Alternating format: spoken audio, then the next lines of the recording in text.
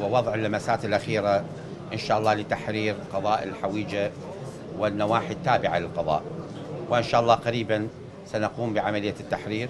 وتەیەکی حەیدەر عەبادی سەرۆک وەزیرانی عێراق کە دەڵێداری کەرکک و هۆکاری دواکەوتنی ئۆپراسیۆنی حەویجەیە نیگەرانی فەرماندەکانی پێشمەرگەی لێ دەکەوێتەوە و ڕایدەگەیەنێن کورد هیچ کات هۆکار نەبووە بۆ دواکەوتنی دەستپێکردنی ئۆپراسیۆنی حەویجە. والله نازم تۆمەتانە لەم کاتەیە بۆ ئەوان دیارە ئەوەی کە تەسەوریانەکرد لە مووسڵ بێتە دەستیانەوە بۆ کتوپڕیە کە هەموو مووسڵ بگرن و دوایی بێنەوە و حەویجە کۆتایی پێبێ ئەوە نەهاتە دەستیانەوە. دیارە خەسارێکی زۆر گەورەیان کردووە، هێزەکانیان ئێستاکانە لە پێشڕەویە وەستاوە ئەیانەوێ ئەوە بێنەوە بۆ ئەملا ئەوەیان شتێکی ترە. بەڵام ئێمە ئەمە چەندین جارە لەگەڵیان دانیشین، ئێستش پێیان ڕاگەێنن فەرم و ئەوان بابێن ئێمە ئامادە باشیتەوەمان هەیە. ئێمە زۆر پێداگریمان کرد کە لەوەی کە حەویجە پێش هەموو شوێنێک بکرێت، بەڵام ئەوان نازام هەر بە ئاخاری شکیان نابرد. کۆبوونەوەمان لەگەڵ کردوون و پلانمان داناوە بۆ ڕزگارکردنەوەی حەویجە و بەڕێز جەنابی عەبادی کە فەرماندەی گشتی هێزە چەکدارەکانی عێراقە کە سەردانی کەرکووکی کرد بەداخەوە ئەو ڕۆژەی کاتێرە خۆی لە کۆبوونەوەکەی لەگەڵ ئێمەوتی حساب بکەن کە لەمڕۆوە ئۆپراسیۆنی ڕزگارکردنەوەی حەویجە دەستی پێکرد. سەیرمانەمێنێ کە ئەمڕۆکە دەستی ئەوە تۆمە درێژەکرێت بەوەی کە کوڕ لێگر بووە.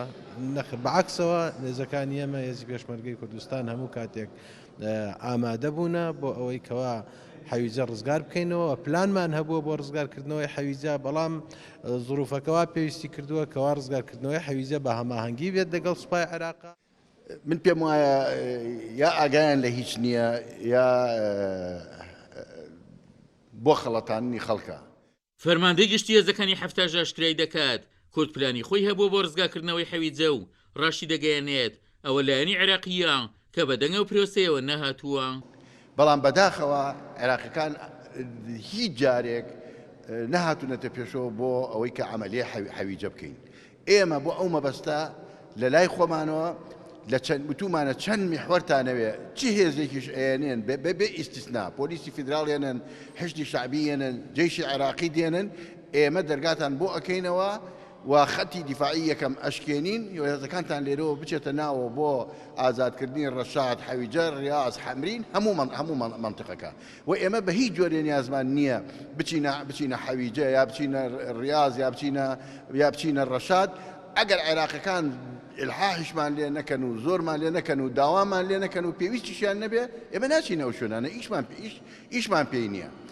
لەبەر ئەوە بەحەقەت ئەوە زۆر دوورە لە ڕاستی.